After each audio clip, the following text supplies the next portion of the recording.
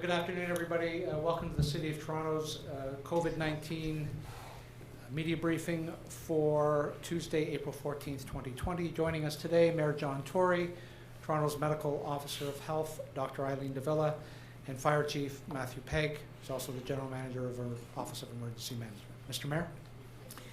Thank you, Brad. Good afternoon.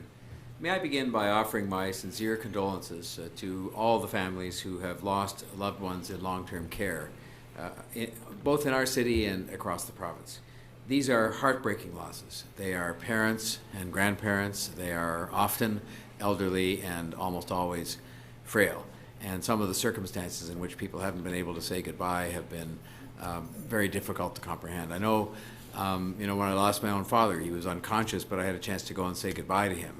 And I can't imagine how I would have dealt with not having that opportunity. So I see the people talking on television, and I know that it's a very difficult experience for them, and we all feel that as people here trying to deal with all these various things, including what's going on in long-term care. I can tell you that in our daily emergency management meetings, I continue to ask every single day, because I think you would expect that we all would talk about this every single day. I ask whether there's anything more that we can do in the city's 10 long-term care residences in particular, but across the spectrum, to stop the spread of the virus and to try to save more lives.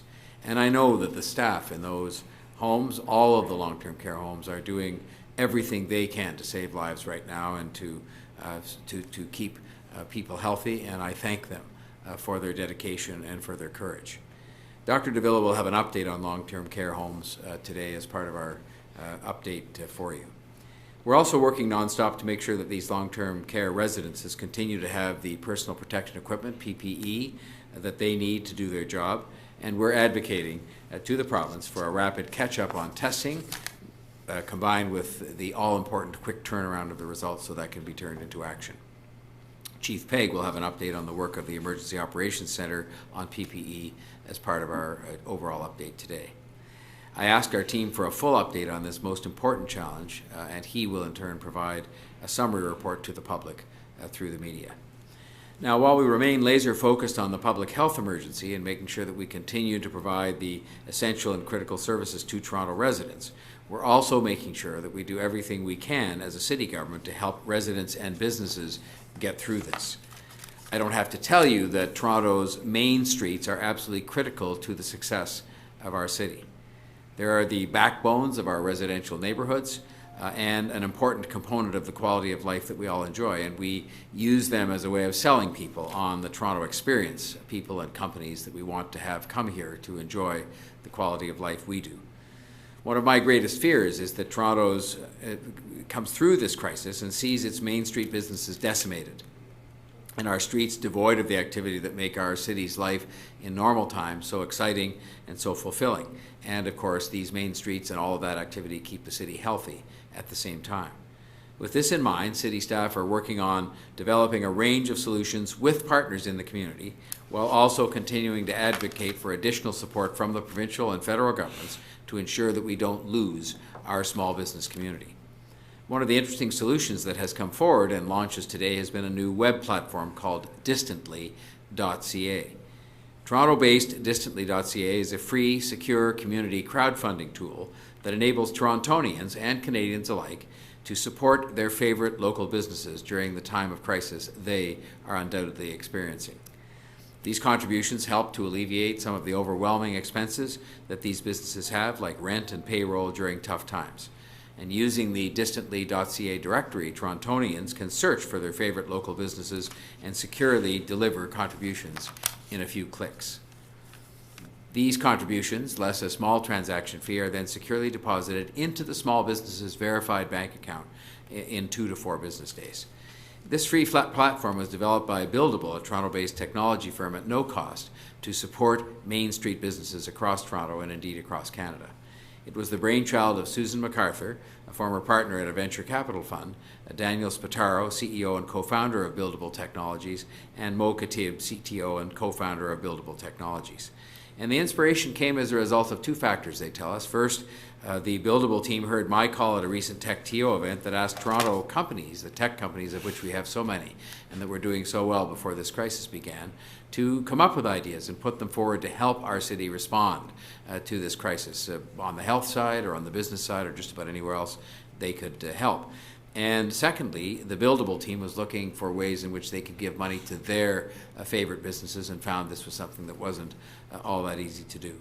And so they've worked with the group of Toronto Business Improvement Associations to get that job done, to get it developed, and it has put it forward now with a 0% platform fee in order to get as many businesses as much help and get them all of the money, as it were. I'll just say to you that we need more ideas like this to help us protect Toronto's health, to protect its vitality, to protect its economy. And I know we have the smart people out there that can come up with things like this, and we're more than happy then to bring them to the attention of Torontonians so that they know that these things will happen. And I encourage stores in Toronto, which are often the ones, stores and restaurants and these small businesses on the main streets, to visit distantly.ca to sign up, because you can't receive a contribution from a Torontonian, from one of your neighbors, if you're not signed up. I should also say that some of the leadership of the city's Economic Recovery Group met today, earlier on this afternoon, and that the groups, which include a number of councillors and others, continue to make plans for a very successful and successful recovery and restart, hopefully soon. I think we're all hoping for that day to come as soon as possible. Now, our public health experts tell us that we're at a crucial time in the war against COVID-19.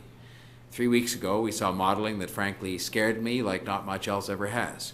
But those same projections also hardened my resolve to make sure that we as a team, working with everybody else we could, the other governments and right down the line, did everything we could to save lives and to stop those projections from becoming true. We have to keep at this in order to stop the spread of this virus in our community. And it means, uncharacteristically for us in Toronto, staying home, and it means staying away from other people. This is the advice of our medical professionals. It is advice they don't give lightly, and we shouldn't take lightly. I'd love to wake up for tomorrow and for us to be able to turn some kind of a switch or flip a switch and just have our lives back to normal. I know you all would like that, but that is not possible. It's going to take time. It's going to take the efforts of everyone, and I think everybody's getting on board now. The vast majority of you are helping to flatten that curve. You are in turn actually saving lives, and your city thanks you for that. And on that note, it is time for me to call upon Dr. Davila to give her report for today. Thank you, Mayor Tory, and good afternoon, everyone. As of 12:30 this afternoon, there are 2,543 cases of COVID-19 in Toronto. This includes 2,257 confirmed cases and 286 probable cases. There are 223 people hospitalized, 90 of whom are in intensive care units. There are also currently 38 active outbreaks in our long-term care homes and 14 in local retirement homes. I'm sad to report that there have been 68 confirmed COVID-19 deaths in our long-term care homes and 1 confirmed COVID-19 death in a local retirement home. In total, 115 people have died of COVID-19 in our community. And I ask that you please join me in offering our condolences to everyone in our community who has lost a loved one to COVID-19 during this very difficult time. While I appreciate the desire to know details about individual cases and individual situations, our focus needs to be on managing our local outbreak response and protecting the privacy of these individuals and their families during this difficult time. It's with this in mind that at this time, we are not providing detailed data on cases per facility or long-term care home. These numbers are constantly changing as situations evolve, often many times daily. I've received many questions about long-term care and our role at public health in keeping their residents safe during this pandemic. I'm truly concerned about the devastating impacts of COVID-19 that we are seeing in our long-term care homes, and these are affecting our loved ones in the community. Given the complexity of the long-term care sector, I do think it's worth a quick overview to explain how this system operates, at least at a very high level. Long-term care homes are part of the province's healthcare system. In order to qualify to live in a long-term care home, residents must have significant health needs and require help with most daily activities. This means that residents of our long-term care homes are amongst the most frail and vulnerable in our community. In Ontario, the Ministry of Long-Term Care regulates, inspects, and sets out accommodation fees for all long-term care homes. And long-term care homes are either managed or operated by the municipality, the private sector, or a not-for-profit organization. In Toronto, we have 10 long-term care homes that are operated by the city and many others that are run by private and not-for-profit operators. The health and safety of the home's residents falls under the purview of the home and its management team. My team at Toronto Public Health works closely with all long-term care and retirement homes in the city to implement infection prevention and control best practices to proactively prevent and control outbreaks. Under the Provincial Health Protection and Promotion Act, all licensed healthcare institutions, including long-term care homes and retirement homes, are required to report outbreaks to their local public health department. We at Local Public Health investigate all reports of suspected and confirmed outbreak and assist facilities in implementing appropriate infection control measures to diminish the severity and the length of any outbreak or infectious disease that they experience. COVID-19 is also a reportable disease under the Health Protection and Promotion Act, so individual lab-confirmed cases are also specifically reportable to local public health.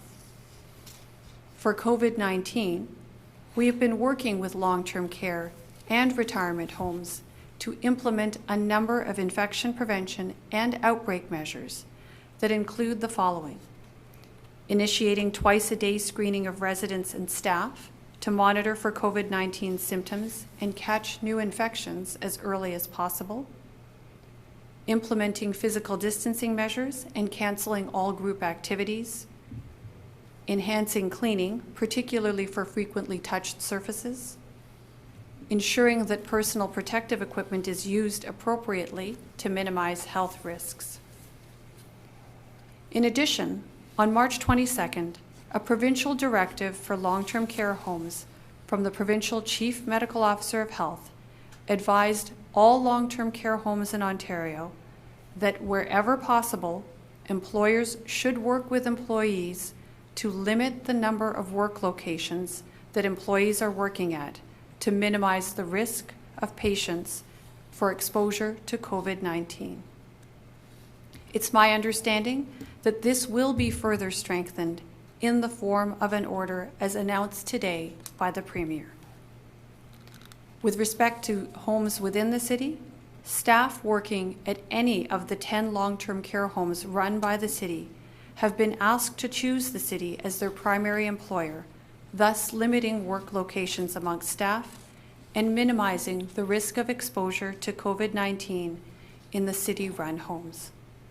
To make this an easier choice for employees, the city has offered additional hours of work and overtime, amongst other benefits. The staff working in long-term care homes are critical to keeping our loved ones safe. To do this, they need to stay healthy. We need to protect them, and our best line of defense is to reduce community transmission. This means staying at home as much as possible, and when you do go out, practicing physical distancing. Lastly, I wanted to share that the Ministry of Health recently expanded the COVID-19 test criteria for long-term care homes to increase testing during outbreaks. This will mean inevitably that our COVID-19 numbers within long-term care homes will go up. And while this may appear to be concerning, it is a good thing because it helps us to identify COVID-19 cases earlier, and it helps us to better guide our outbreak control measures in these vulnerable settings. So in closing, I would like to take this opportunity to thank each and every person working in any long-term care home or retirement home caring for our loved ones. They are responding courageously during this unprecedented time, and they deserve our respect, our support, and our gratitude. We all have an important role to play in protecting ourselves, our loved ones, and our community from COVID-19. I sincerely thank everyone who is adhering to our physical distancing recommendations at this critical time. Please stay home, stay safe, and take care of each other. I'll now turn it over to Chief Pegg. Thank you, Dr. Davila, and good afternoon. One of the top priorities within the Emergency Operations Center is the management of personal protective equipment, or PPE for short. Today, I will provide you with a detailed PPE update and provide you with our current and projected PPE needs and inventory levels. There are 5 key articles of personal protective equipment that are primary in responding to COVID-19: surgical masks, N95 respirators, isolation gowns, face shields, and medical gloves. Although the supply of medical gloves is not an issue, as inventory and availability remain constant. Developing accurate and timely projections relating to PPE continues to be a challenge as these needs and demands change on a day-to-day basis. Our Emergency Operations Center coordinates PPE on a city-wide basis, including for first responders, for city-operated shelters and long-term care homes, and for each of the city agencies. The following are the citywide daily PPE consumption rates as of today. 1,695 respirators are used per day. 23,560 surgical masks are used per day. 17,500 isolation gowns per day, and 2,820 face shields per day. The majority of the N95 respirators are used by our first responders in the pre-hospital setting. The majority of the surgical masks, isolation gowns, and face shields are used within our long-term care homes and shelters, although these items are also used by our first responders. As I explained last week, our Emergency Operations Center has been working hard on the development of worst-case scenario plans on a number of fronts. With respect to PPE, the worst-case scenario refers to a situation where each city-owned long-term care and shelter facility were to be in full COVID-19 outbreak mode, and where community spread of COVID-19 is driving high pre-hospital care emergency response volumes. We have calculated the worst-case scenario with respect to PPE consumption in Toronto as follows. We would require 5,140 N95 respirators per day, 49,800 surgical masks per day, 48,000 isolation gowns, and 9,400 face shields per day. Our current PPE inventory levels are as follows. N95 respirators.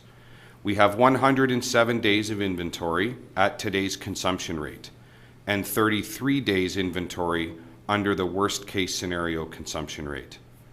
For surgical masks, we have 52 days of inventory at today's consumption rate and 25 days at worst-case scenario.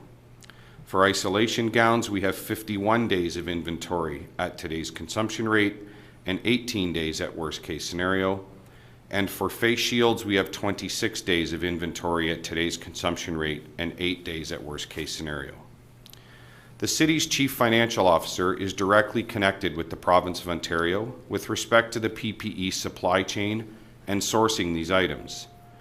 As we have discussed before, the availability of quality PPE continues to be a very real global challenge, and we are continuing to work with our provincial partners to ensure that our PPE needs continue to be met. In closing, I would like to thank each of our city partners who are working non-stop on the ever-changing issue of PPE management and procurement.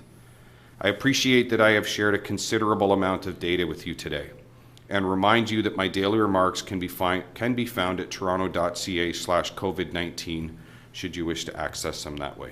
Thank you.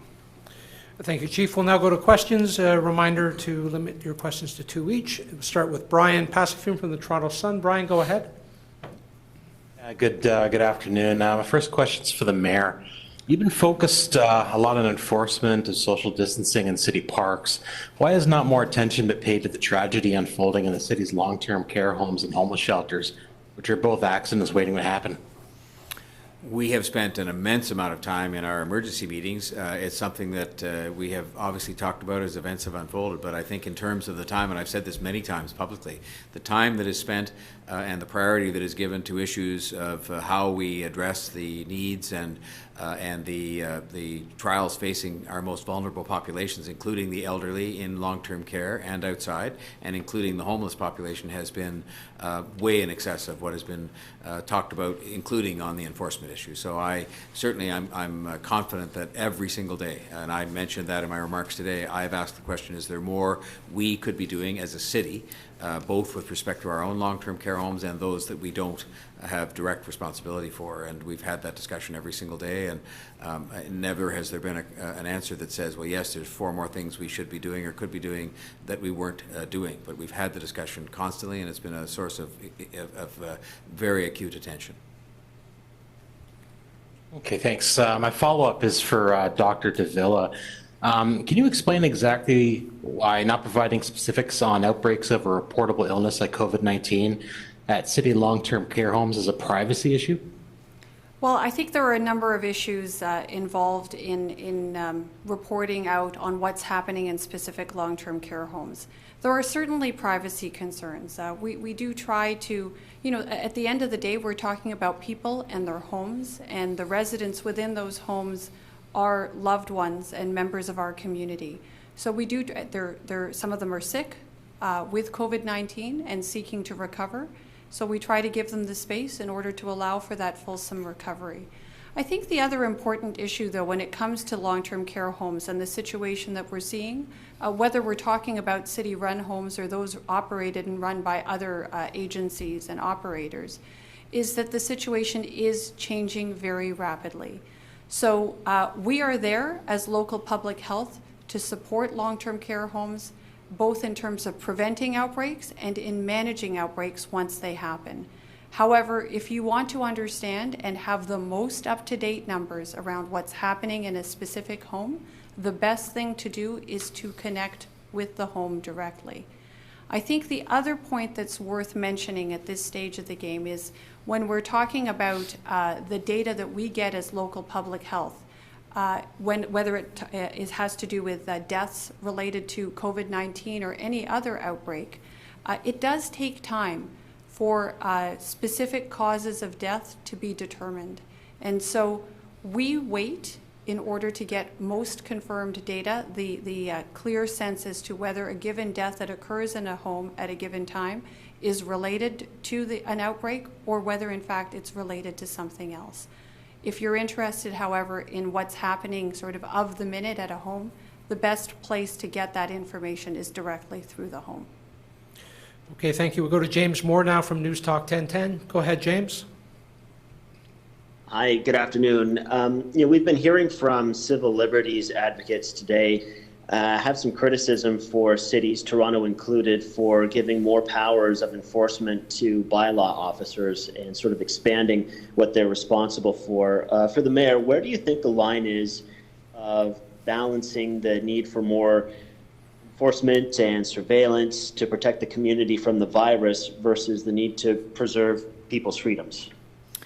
I think we've tried to stay on the right side of that line in the context that I think you always want to, make sure that you preserve people's basic freedoms in our country. But at the same time, we're facing a very serious threat to people's lives here, to people's health, and to the very way of life in our city. And I think you won't be surprised to know that I checked with our lawyers in putting the bylaw together as to its legality. Nothing is assured in these kinds of things when it comes to the law and the charter, but they informed me that they felt in this case that what we were doing here was consistent with reasonable, restraints on people's conduct in the cause of making sure that we saved lives here. That's been the priority, is saving lives, and I think most people, have found it actually quite straightforward to follow something that has been consistent health advice given, namely that they should space themselves 2 meters away from other people to stop the spread of this virus. So I think that we've achieved the right balance, and I think most people are satisfied with that out there in the public and would see this as a reasonable and temporary change to their way of life to save lives. Just as a follow-up to that, what would you have to say to people who are concerned about any expanded powers given to authorities, at least at the city level, about those powers not being rolled back once the pandemic eventually passes? I will say by definition, the bylaw that I signed and that has given certain additional enforcement powers to bylaw and police officers with respect to how people distance themselves from one another in public spaces is something that will expire automatically because of the emergency provisions and how those work.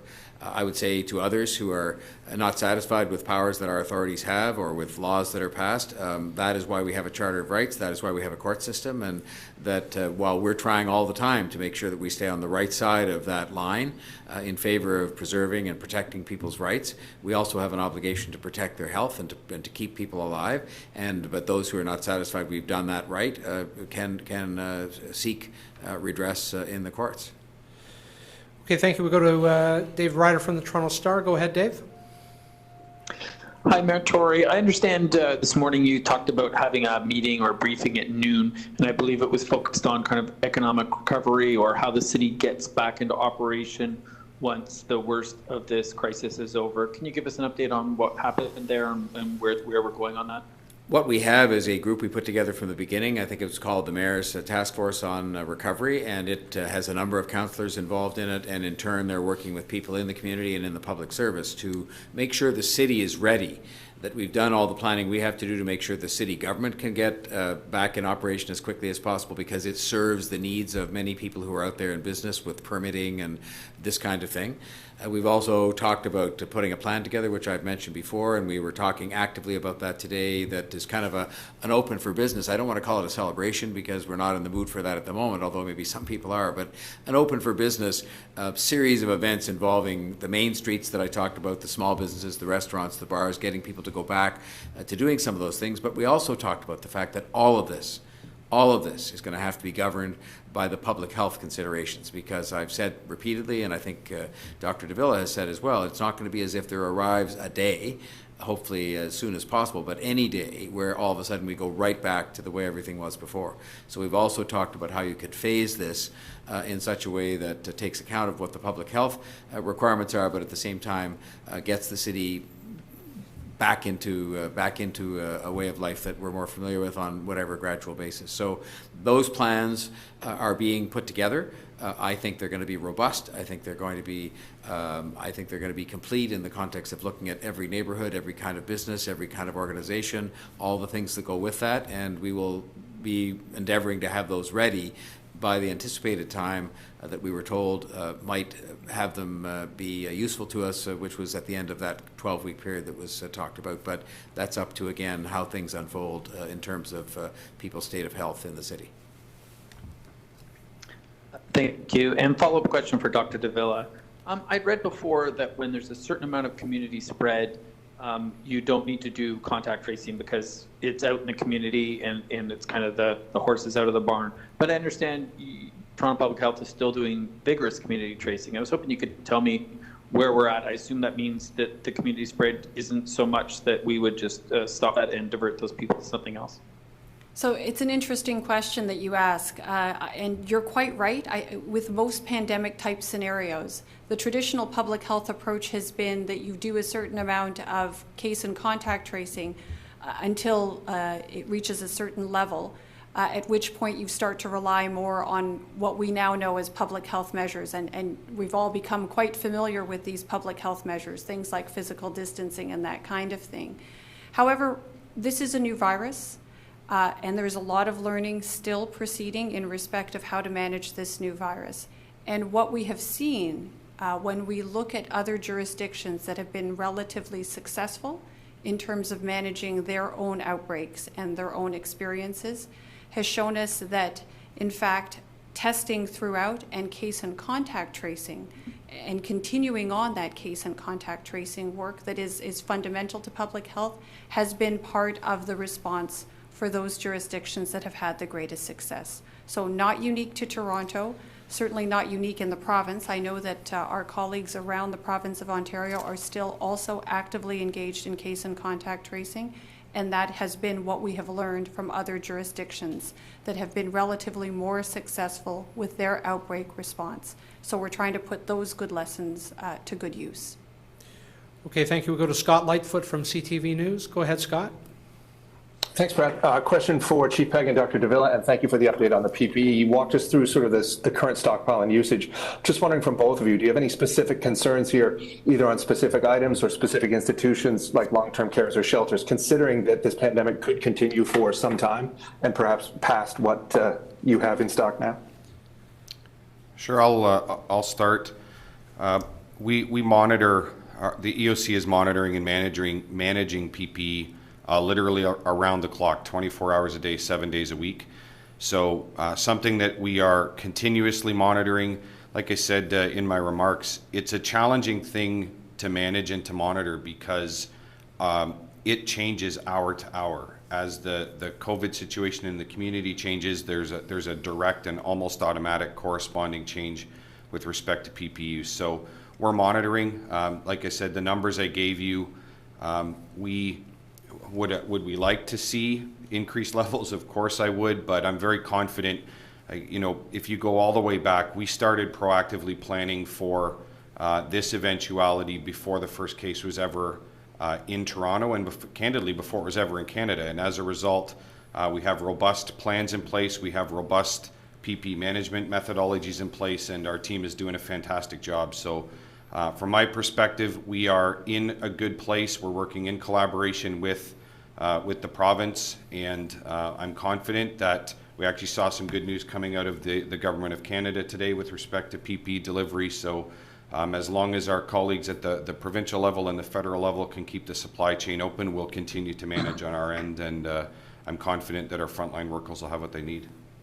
I think if I were to add anything further to that, as it's as important as personal protective equipment is, particularly in the context of outbreak and protecting everybody in an outbreak situation, there are other measures that also need to be adhered to. So it is one piece of the puzzle, and it is an important piece, but it is just that, it's one piece, and I think we have to look at the sum totality of all the different measures that need to be put into place in order to best protect those who need to be protected particularly in vulnerable settings.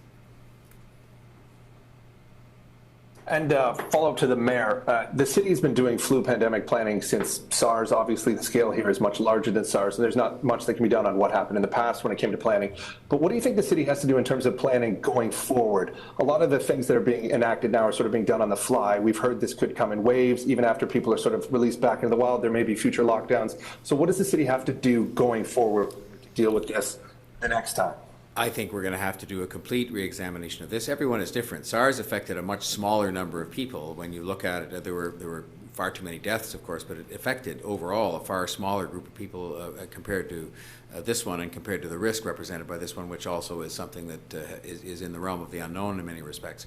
So we talked this morning, for example, about the fact that your experience in dealing with the PPE requirements of this particular pandemic, if you assume there might be another one, obviously would lead you to do some things differently with respect to inventory levels, albeit that the inventory has an expiry date on it. So you have to be careful about sort of how you stock up depending on when you think the next pandemic might come.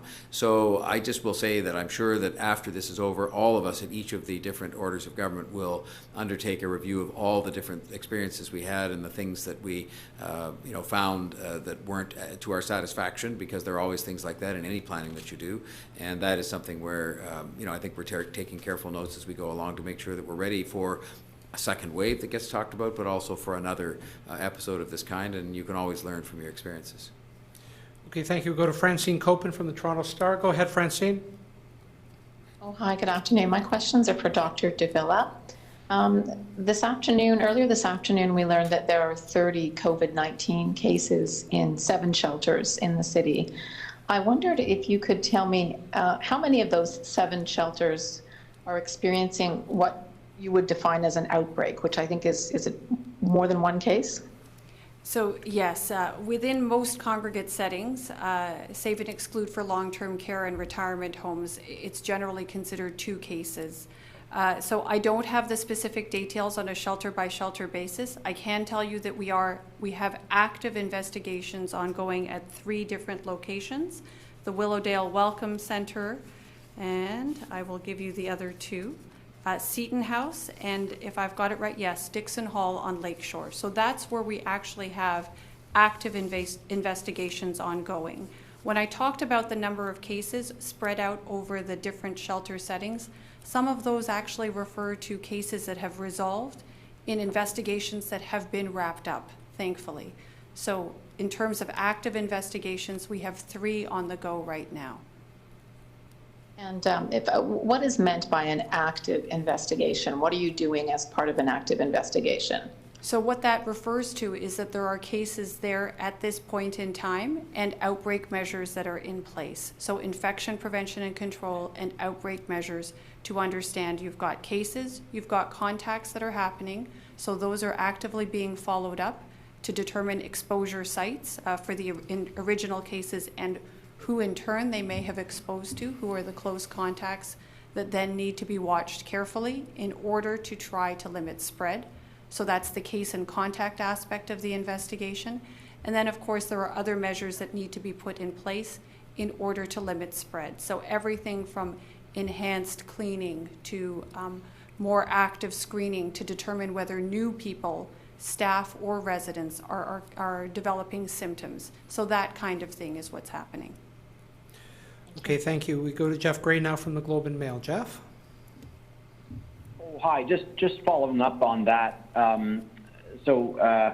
We can't get a breakdown of how many cases we're talking about at those 3 shelters.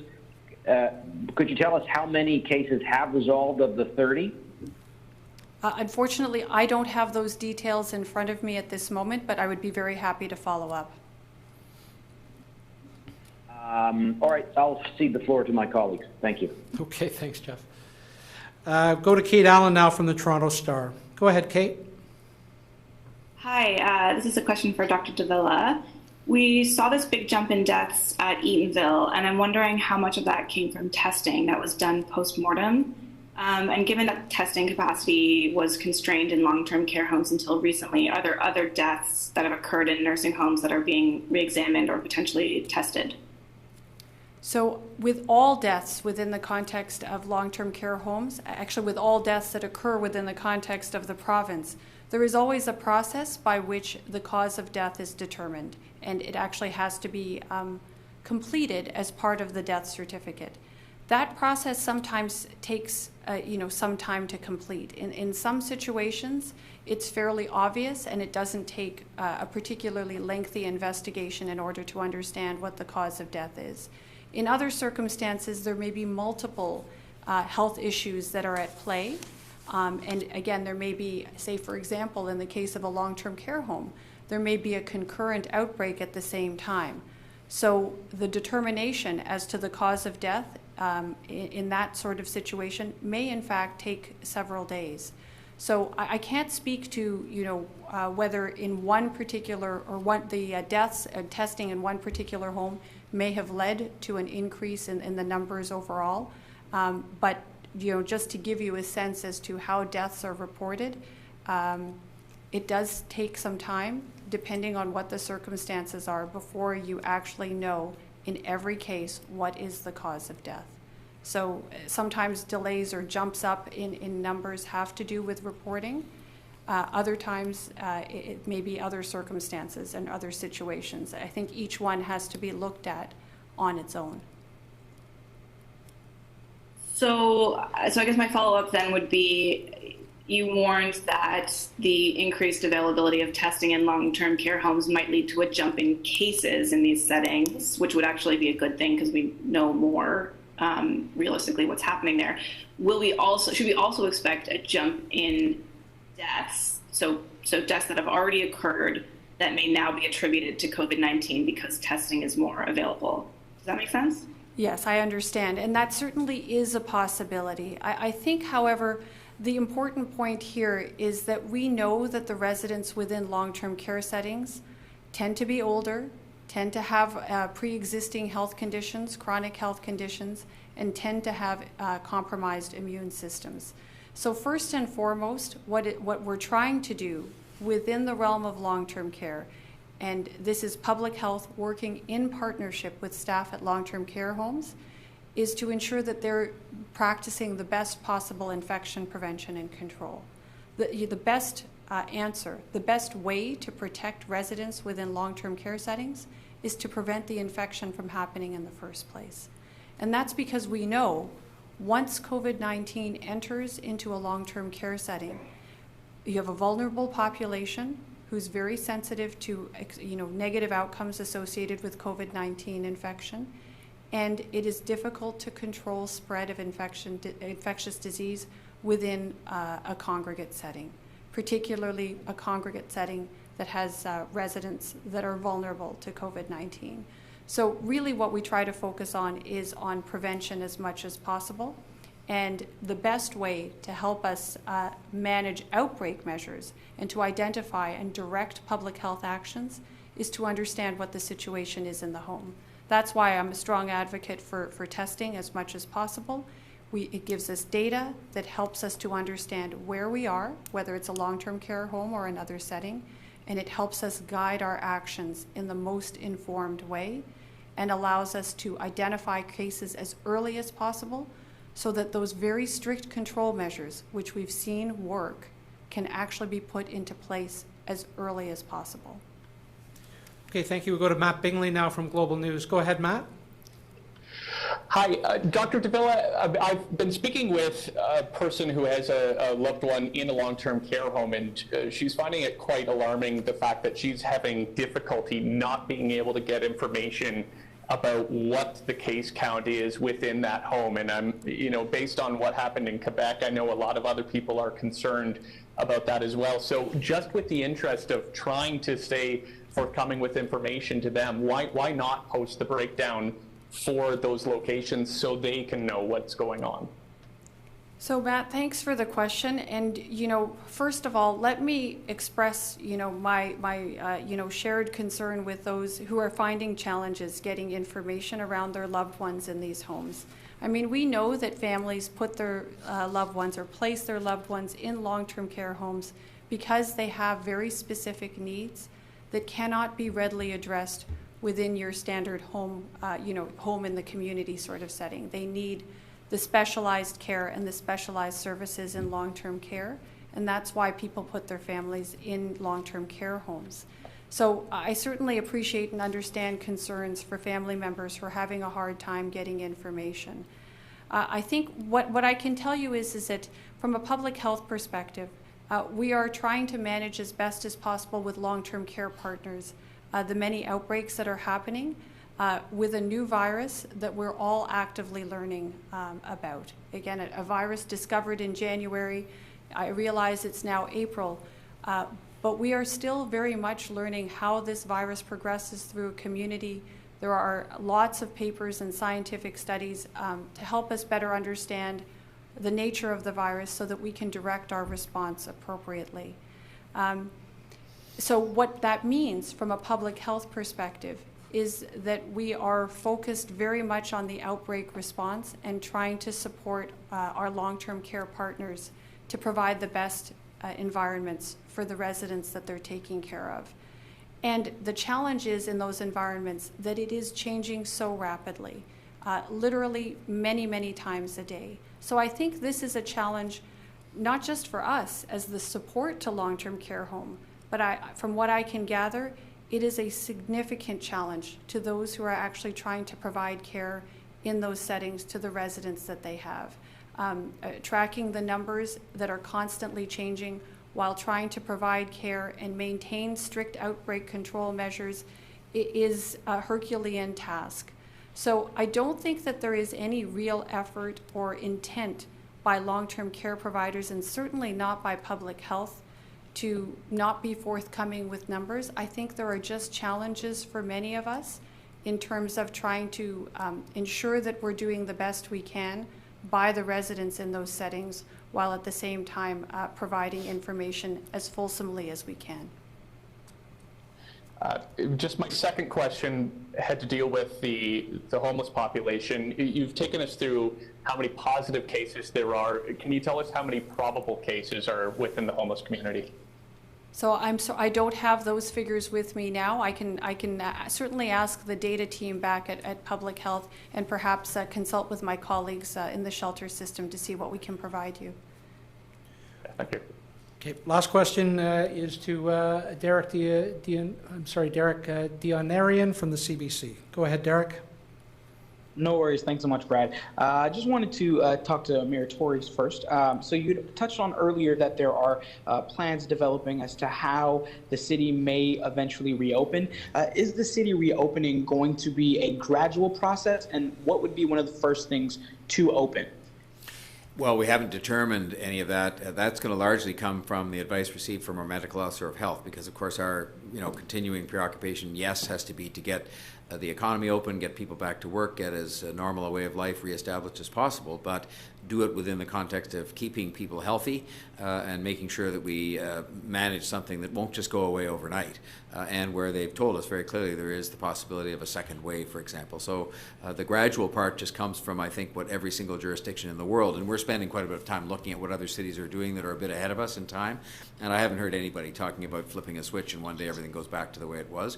So we're making the plans on the basis that, and with the advice of the medical officer of health and Toronto Public Health, so that we can have some determination as to how we can actually have different segments open up. And you've got to then take into account things like the need for public transit to return to normal and all kinds of, I'll call them infrastructure considerations. So we're looking at a wide range of things, trying to map out a framework, have it ready, and also have this other part ready that kind of has us declare ourselves open for business and get back to within the constraints that I mentioned, but get back to something that approaches normalcy in the context of the economy and people's livelihood and their way of life.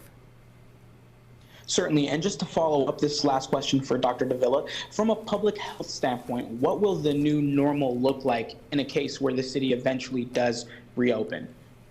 So that's an excellent question, and as I think the mayor was just trying to address, we are still very much trying to figure that out ourselves. We know that there are other jurisdictions who are a little ahead of us in respect of the outbreak, and they are still asking those questions themselves as well.